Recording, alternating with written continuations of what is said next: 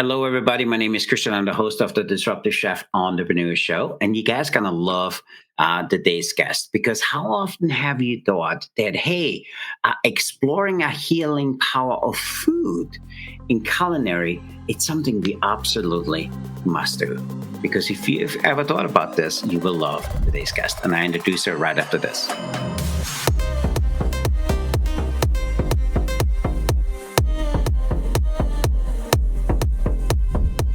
Hello again. My name is Christian. I'm the host of the Disruptive Chef Entrepreneur Show, and you guys gonna love today's guest. And we had a little bit of conversation before we started here, and it's so true. You know, you really don't look at health until you need it.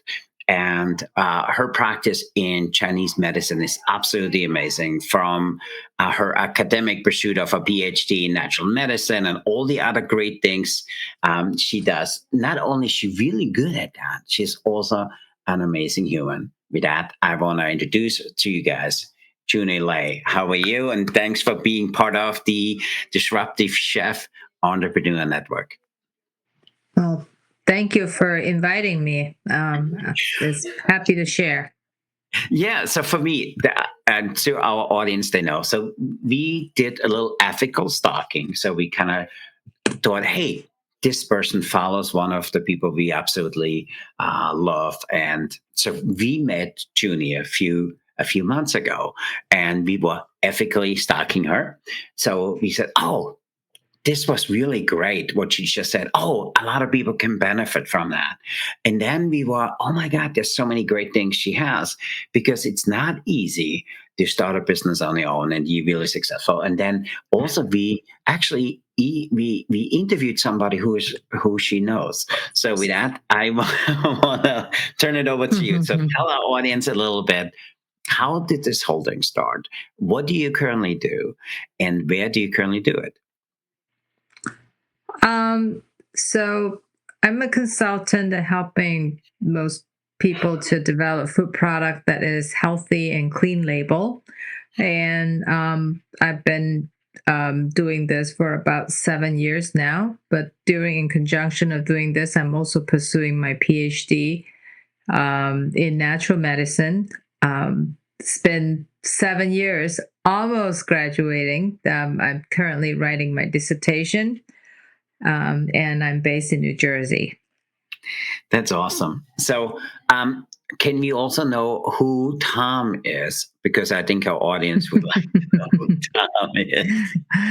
Well, who Tom is? Tom is my husband, and he's a certified master chef. So we do a lot of consulting work together. So the reason I was saying, so if you go back a few episodes, so we did a show with him. He's not only amazingly good in what he does. Every time I talk to him, I learn something about him, and he did some amazing work with a lot of great companies. And so it's great to kind of meet the person which makes it all happen, because now I know it's not him. I think it's you. So. So if Tom hears that, Tom is the worst. He is not. And no, I really appreciate it. So I love the whole idea of exploring the healing power of the culinary tradition. So for me, where did that come from, and where did your interest come from in looking at food as medicine? If you think about it, I mean, we eat 3 to 5 meals a day. And I think besides as a chef, we want to make food to look good, to be delicious. But I think the other ultimate part of it is after you eat or while you're eating it, it feels good. And the feeling good is not just a satisfied feeling, but it's feeling good that, you felt recharged. And I think that's how really got me very much into want to zoom in more and say, if we're eating, like what really help our body to absolutely recharge. That's my focus point on in food. I love that. And I know you bringing this to a lot of food products which are currently coming to market. And I know you and your husband work a lot about that. Can you share to us a little bit? So, first off, I think it's a really tough sell on somebody to tell them, hey, I think you should do this because there's some medicinal benefits from it. And not only that, but hey, if you have this lifestyle or if you follow these simple steps, I think there's an opportunity for you not just to have a much better quality of life, you have a much better product. So talk to us a little bit. How do you work with companies? Because for me, I find this is a really hard sell. Um, I think before COVID, it was a hard sell Hmm. because people not really as much of a conscious. Of course, the basic part of it, the basic of health concern is always about, we call it the tree high, your Hmm. high cholesterol, your high blood pressure, and your high blood sugar. I think those are most people most concerned at a time. But after COVID, people are all into how to improve your immune system. Um, and and I think it's just it's a matter of translation of what people are focusing on. But in traditional Chinese medicine, speaking though, um, they don't necessarily talk about managing the tree highs as much, because being healthy, it's like a system of how to maintain the balance in your Hmm. body. Yep. So you want to stay energetic, and when you stay energetic, that also kind of means that your energy level is always balanced. When your energy level is balanced, then your immune system is good Yeah. Yeah. Yeah. because you're not drained.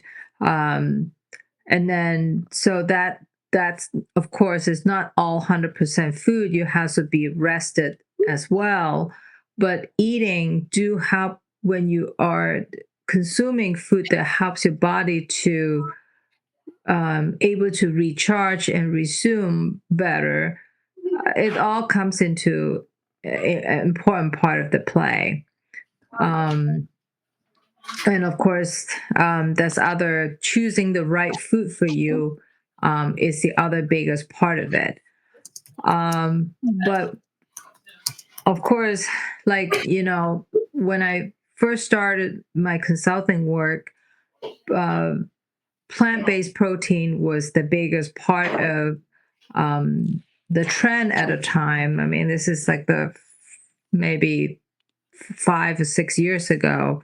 Yeah. And I work in a lot of plant-based project. And of course, I mean, I think, in my opinion, plant-based is very successful is because there is a lot of good studies showing that when you eat less fatty protein, when you eat healthy protein, it does help to drop off your tree highs, Yeah. um, your cholesterols, your blood sugar, everything will be much manageable.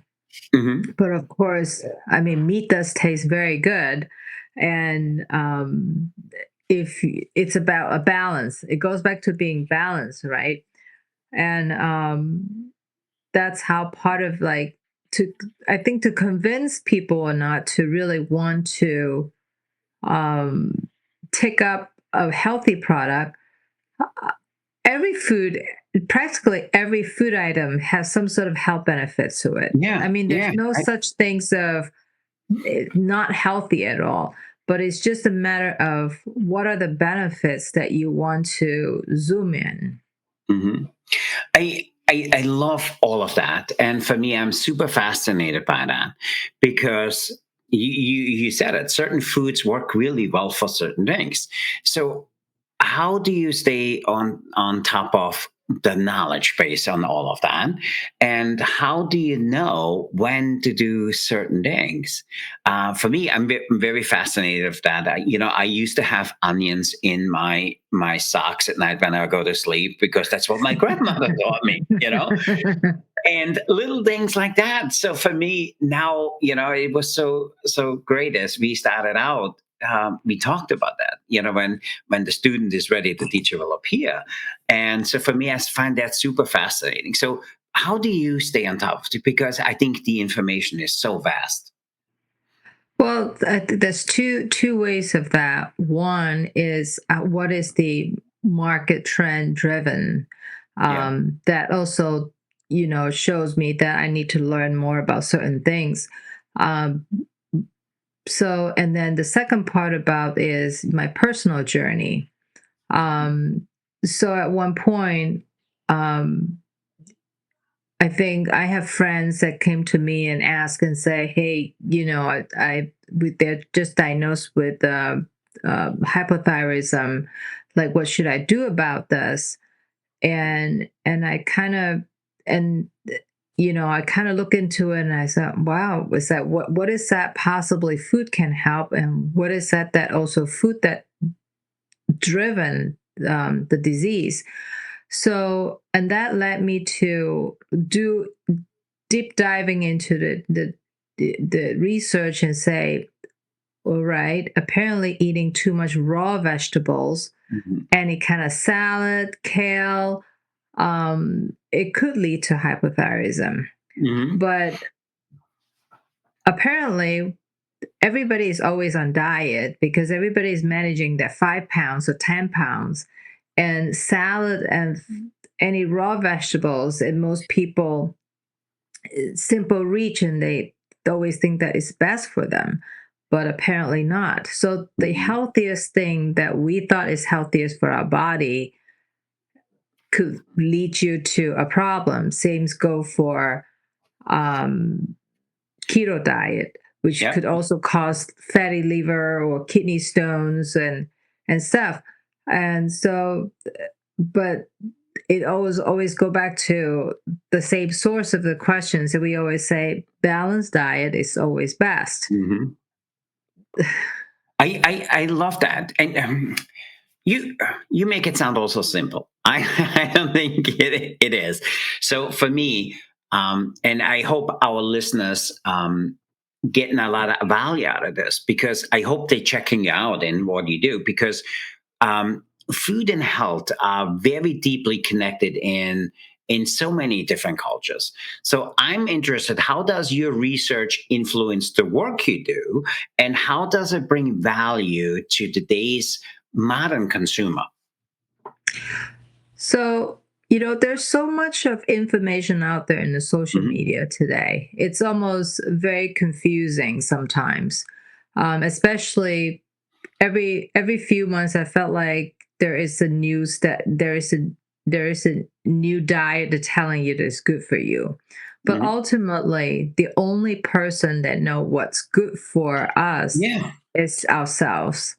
And my research is I would like to continuously to share with people, especially some of the information that is not mainstream. Like on my Hmm. blog, on my website, I like to write about how food pairing coming up with the third synergy of a food pairing, the two different ingredients.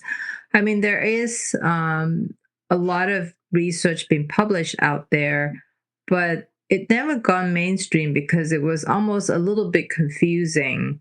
And simply, people are not like to zoom in as much of effort to want to exercise it. Hmm. I mean, blueberry and walnut is supposed to be the power pairing brain food.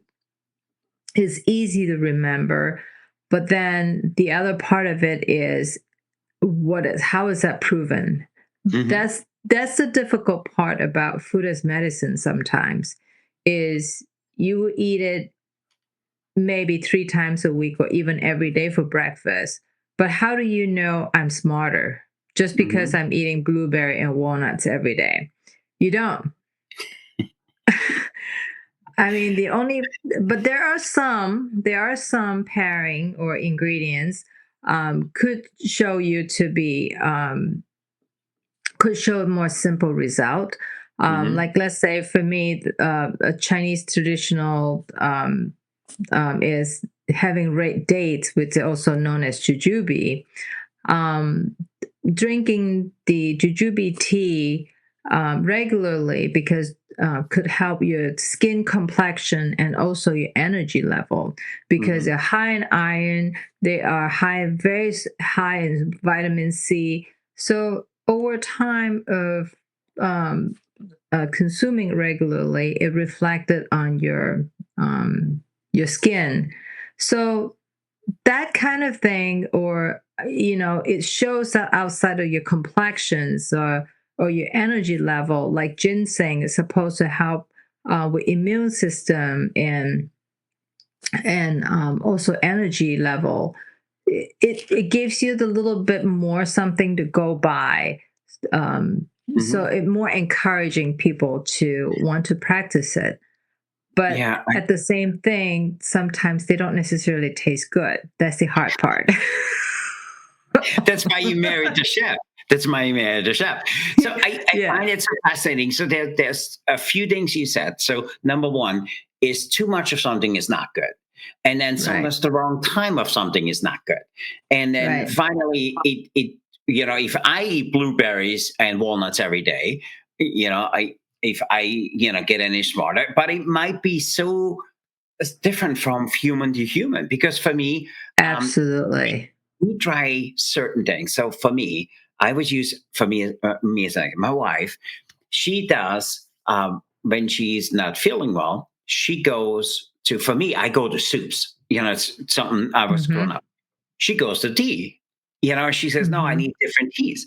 And so for me, but we have the same results. So for me, I find that so fascinating on how different we are as humans. And then for me, I'm even more fascinated what you and your husband do is how do you do is this in a grand scale.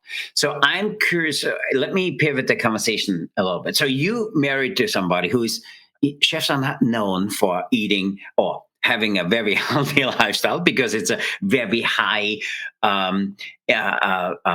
stress industry. And because I find myself, I'm guilty, because sometimes I say I just do something, I just grab something quick. You don't need to worry about me, and that's, I think, a problem. So talk to me. How does it work for somebody being as in tune with how food affects you, being married to a chef where butter makes everything taste better? So how has that been working for you? It's not simple. It's not easy. Um, because first thing first, we have to really in tune with ourselves. Hmm. And number two is we have to tune out the noises and the influences. Um, I mean, let's first say we're in a big snacking trend in food markets right now, but Yeah. it's there's a lot of unhealthy snacks out there as much as healthy snacks out there. Hmm. But and for us, when you're stressed or when you're traveling, you will just kind of grab what's available sometimes. I mean, there's not always options out there.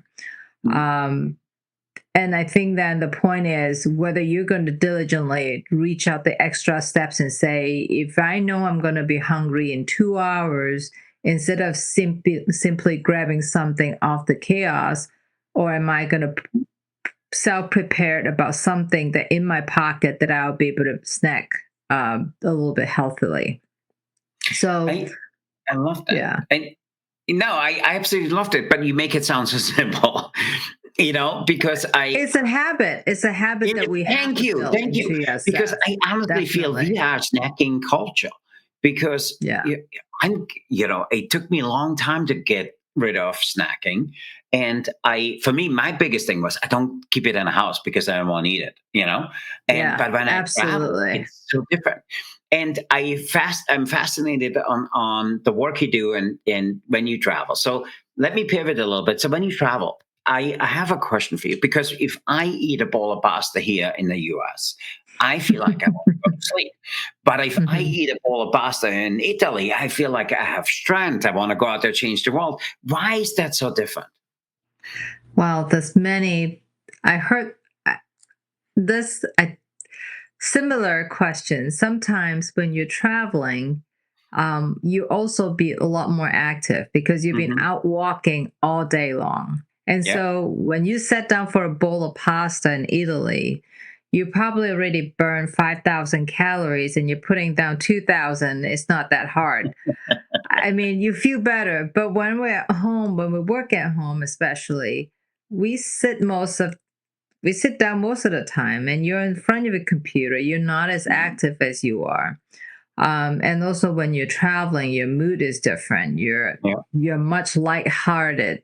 And a lot of our eating habits have also something to do with our mood as well, Mhm. our feelings. So it all plays to it.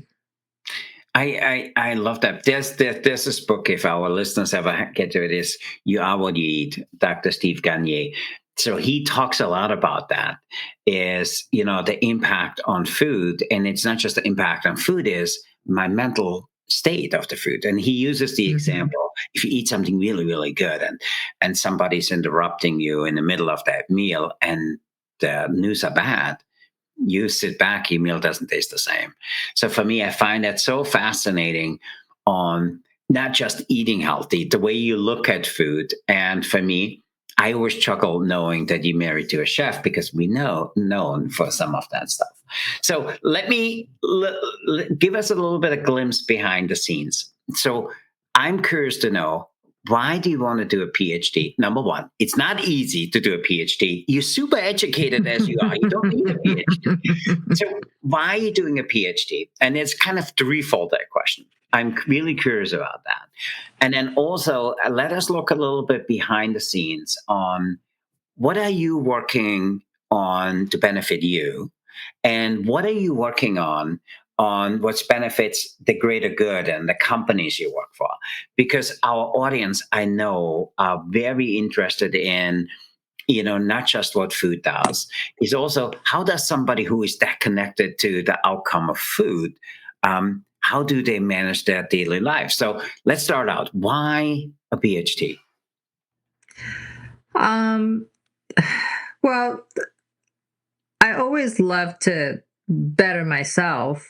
Mm, I mean, like you mentioned, is that I already have 4 different degrees before I even started my PhD, and and it's a completely different field when I graduated with my PhD. It will be my 7th degree, but it's it's about, at one point in my life when I moved to New Jersey, and I guess it's a starting point at Tom was asking me, what am I going to do next for my career? yeah, And I thought for a while and I kind of said, I really want to help people to eat healthier. that's awesome. I'm a baker by Hmm. trade. I'm a third generation baker in my family. And we love our bread. I still eat bread every single day. I know people would say some nutritional will say, it's unhealthy to eat carbs. But flour do have a lot of nutrients to it as well. Hmm. All right. But also I seeing a lot of people falling sick around me, especially cancer. It's such a scary thing because it's just almost no cure to that. And it is possible to heal from cancer, and there is more and more doctors nowadays have promoting that. Hmm. And but this is 7 years ago, and I said I really want to help people to eat healthier. And then the next big question is, how are you going to help people to eat healthier? And I looked at possibly doing nutritional learnings, a certificate or something. But then I felt unsatisfied with that because knowing your vitamins A, B, C really doesn't mean anything. Yeah. And to me, the bigger picture is how. And I think natural medicine kind of covers the whole pillars of how how to be healthier. Mhm. And then with my passion in food, I want to combine them both and Mhm. share the information of how. I And I forgot to mention, I love eating as much as I love cooking. I mean, I started to learn to bake and cook since I was 7 years old. I And love that. I love that. I have to be, I have to be able to eat healthy and be happy still. And I think it's possible. Yeah. It's very, very much possible. We just have to be mentally and really want to be healthy to do that. And of course, again, it goes back to there is a lot of influence out there, and we have Yeah. to choose wisely. I absolutely, my father always said that make sure that you stand guard in the door of your mind, because there's a lot of people out there which their intentions are not pure. But there's also a group of people out there, their intention, they want to help you. It's just not for you. Right.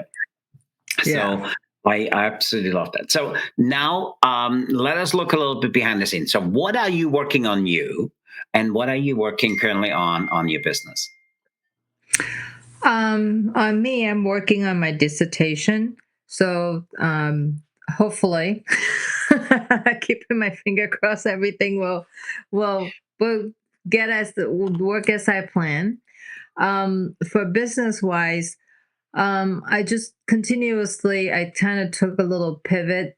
Um, I would like to continue to help some smaller entrepreneurs. I felt like the entrepreneurs actually have more passion and also able to work projects that they would like to launch cleaner Yeah. projects, which I a lot of time I think, especially for some reason, since COVID, I noticed that there are more entrepreneurs out there developing clean label, good for you products.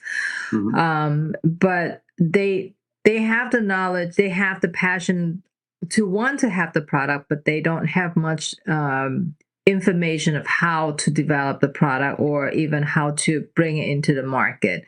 So I would like to use my knowledge and experience to help them to continue the journey to that.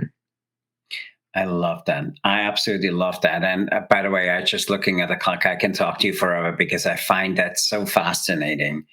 Um, if I eat a certain thing, why do I feel like this? If I eat something else, it makes me feel. By the way, I'm like you. I love bread, and I got into. I tried to do healthy bread, so I got into. A friend of ours makes. Bread. I forgot what it was called, like healthier bread, and then Hmm. so for me, sourdough. So she makes sourdough bread, Hmm. and so she makes it fresh. So I go there and we buy one or two loaves, and then we eat this during the week. And so for me, now where I cut some of the other stuff out and just eat that, I do feel it's not as bad as some of the other ones. But for me, Hmm.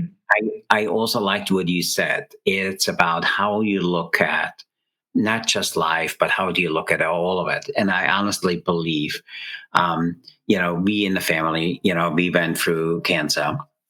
And I have a lot of friends which went through cancer. And there's one really good friend of mine who said to me, when I walk in to a clinic, I can tell you who is going to make it and who doesn't. And I Hmm. said, how do you know? He says, if somebody gives up, this is it. If Hmm. somebody says, this is just another thing on my whole thing, I got this, he says, I know they will succeed. So for me, that's so powerful. And that's why I love that relationship between you and Tom, because I think we need more of that. We need a lot more of that where people saying, hey, there's an impact on eating this. Hey, you can do this, but hey, you just need to be aware of that. So for me, I find this absolutely fascinating. And I encourage our listeners to follow you. By the way, your blog is awesome. So, to sign up for that and learn a little bit more. So, but before we pivot, I wanted to ask, Are you up for playing something we call rapid fire question food service edition? Because you being a chef, I think it would be a lot of fun. So hopefully you do. But before we do, tell our listeners a little bit more on how they can learn more about you. How can they learn more about the stuff you do? So where can they find you? I'm easily be able to reach on LinkedIn for sure. So just look up my name, Junnie, Junnie Lai, Lai. It should be pop up. I don't think there's too many Junnie Mhm. Lai up there. Um, and otherwise, my business website, globalcuisineconsulting.com. Lots of good information for to read. I try to keep up with my blog. Other than that, I'm also on Facebook and Instagram with similar names. So That's thank awesome. you. We really appreciate it. And then to our listeners, we're going to put some stuff in the show notes. Also, if you find the episode we did with Chef Tom, let us know. And then if he can't answer it, you just go to her. She will be able to answer all of it. So I with hope I that, can. are you ready All to right. play rapid fire question food service edition? So we have All 25, right. 25 questions for you. We want you to answer quick, and the answer is always the same: yes or no, and why. So are you ready? Yes. Okay, give me a number between 1 and 25. 25. um, should we start offering breakup meals on the menu designed to make you cry or laugh? Whatever you need at that time. Yes or no, and why? Pre-cut meals? Now, breakup meals. Something which makes you laugh or cry, whatever you need. No. I'm with you. No, I'm good. I want to eat my food. I don't need to see what's going on next door. I'm with you. Okay, Mhm. give me another number between 1 and 25. 4. Ooh, 4 is an oldie but goodie. Could if you can't eat food with chopsticks, is it even worth eating? Yes or no, and why? Yes, because not everything it's a different experience if you need to use your hand and your mouth to tear it. It's part of the fun, right? I love that. Give me another question between 1 and 25. 7. Oh, 7 is an oldie but goodie. Would you wear pajamas while you cook just to make your food taste better? Yes or no? No. I maybe Tom will. I need to ask Tom that. Okay. Next question between 1 and 25. 12. 12 again, oldie but goodie. Pineapple on the pizza. Yes or no, and why? Yes. Because I think that sweet and sour flavor with the dough and the acid also helps to digest the dough faster. Oh, I love that. And there's a whole movement, bring the pineapple back. So I'm with you 100%. Okay, last question. Give me a number between 1 and 25. 8. 8. Oh, should coffee be used as a marinade for steaks or chicken? Yes or no, and why? Yes to steak, no to chicken. And why? The darkness of the coffee kind of really balance it with the steak well. It's too heavy for coffee, and I think it's no longer it's too dark for the coffee. It may make it taste too bitter for chicken. I love that. And now I want to say thank you for playing rapid fire question food service edition. We really appreciate it. So, but before we get going, if you would have to start over, if somebody else is in the same position as you are, what is your word of wisdom to them or for them?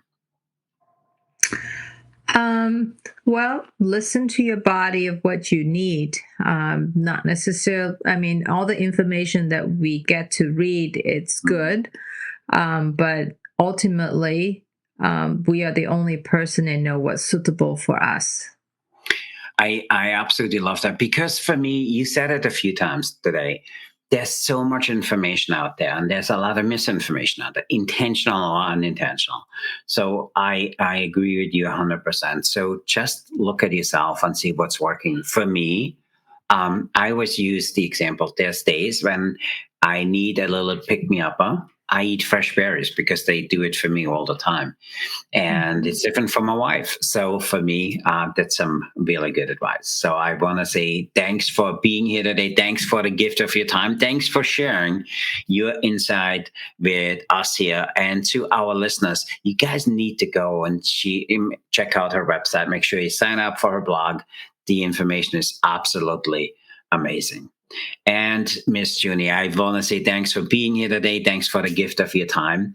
And 7 degrees, I think you're good. Stop it. I think just go out there and be you because I think people need more you. And I want to say thanks for being here today. And I really appreciate you giving us almost an hour of your time. So really, thank you. Thank you. Thank you so much. Okay, and to our listeners, remember until next time, fire up your career, stay hungry for change. I'm Christian. I'm the host of the Disruptive Chef Entrepreneur Show. I'm here with Miss Junie. We are out of here. So for you guys, be the change, be the challenge, and be the chef who sets the world on fire. With that, I want to say thanks for being here today, Miss Junie. I really appreciate you. And now I know where Mr. Tom got all of the stuff. That I always thought he was smart. I think he just married the right person. So I really appreciate being here today. And to our listeners, make sure go out there, bon appetit, and stay disruptive, everybody. Thanks for being here today.